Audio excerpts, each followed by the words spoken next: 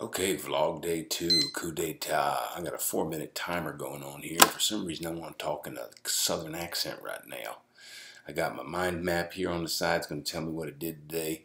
The lighting is different today. I got the ICANN LED 500 lighting unit, which I've had and now I'm using. So what I do today, I ran out of wheat germ for breakfast, so I had to run out and get wheat germ. I had a bowl of milk sitting there, and I ran out and got wheat germ down at the local Paralandra store. I guess I feel proud of that because I needed to have all of my breakfast components together before I was able to just consume the breakfast, and that bottom line caused me to go on this journey that I didn't really want to go on when it was still breakfast time.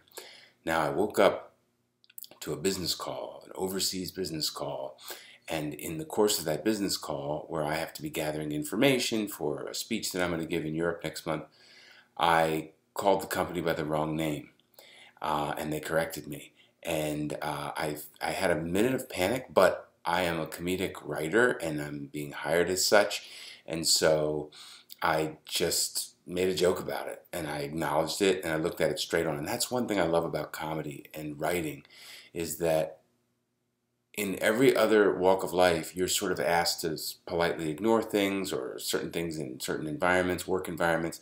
Let's not look at that too closely. Let's not talk about that.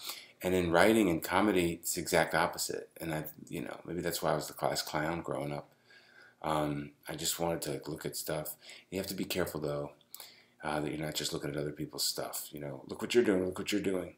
You have to look at your own stuff. Ooh, that's tough. So we did that. What else? I went to the post office today. There's a Russian lady who caught my attention because I thought she was like an actress. She reminded me of a Chekhovian actress like Arkadina, from The Seagull. She was oversized and she was in this big way interacting with this woman who was at the little counter that you use to fill out your stuff when you're done. But she was Russian, and she was ha ha ha. And when I see people that are like too big like that and too friendly with people they just met, I lean away, rightly so. She went back to the line she had just been in and started cussing out the guy. And then she got smart with this black lady, and the black lady said, I ain't the one today. I ain't the one today. You can cuss him out, but don't cuss me out. I ain't the one today. So she wasn't the one today, and I saw that go down, and that stayed in my mind. This alarm's going to go off at 4 minutes, and that means I have a 1-minute wrap-up. These are a one-shot deal, a one-take, no editing, 5 minutes total. I think that's what I could handle of me if I keep it up. I think a pattern is good to establish. My wife asked me, I made dinner tonight, and my wife asked me, she stopped in the middle, she paused, we were watching MasterChef, and she paused it, and she turned to me and she said, did you give me old vegetables?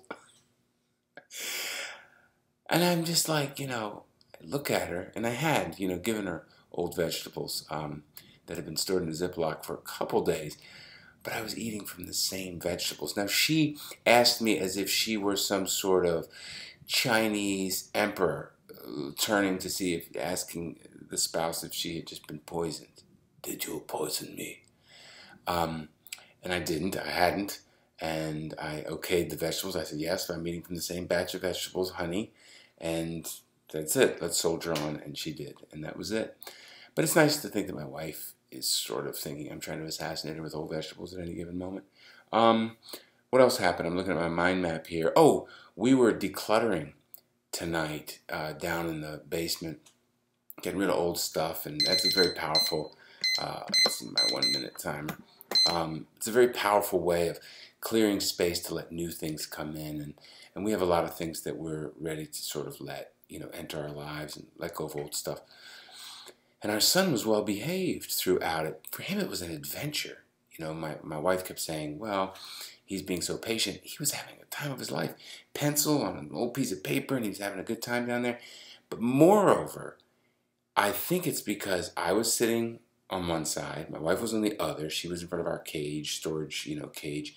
And she was decluttering things, and I was decluttering from my own little bins, just little minutiae you have to go through and process each piece, And our son was in between our energetic tractor beam of mother-father unit. And I feel like that really makes a difference. Like he knew we were there. And I think he was just soaking up the love. Anyway, that's it for today, and I'll just leave it at that.